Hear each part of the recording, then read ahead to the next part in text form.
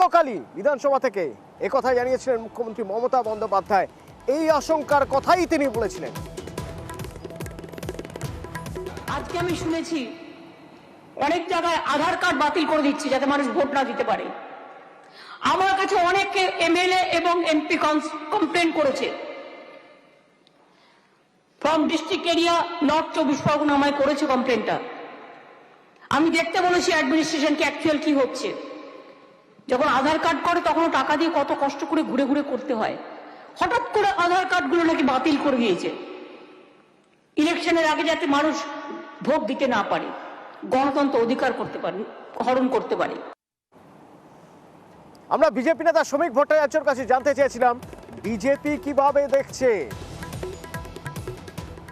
ভারত সরকার এমন কোনো কাজ করবে না যাতে মানুষের সাংবিধানিক অধিকার, মৌলিক অধিকার এবং আধারের স্বীকৃতি থেকে তাকে বঞ্চিত করে দেওয়া যায়।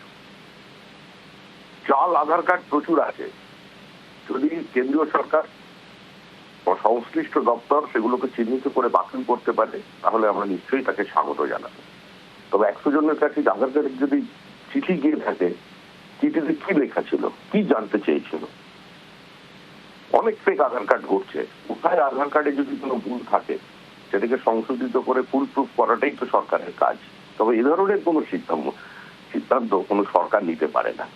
ডাকলাম আর তুগলকির মতো কারো কার্ড বাদ করে দিলাম, এরকম আত্মঘাতী বা জনবিরোধী সিদ্ধান্ত কেন্দ্রীয় সরকার কোনোদিন নেবে না।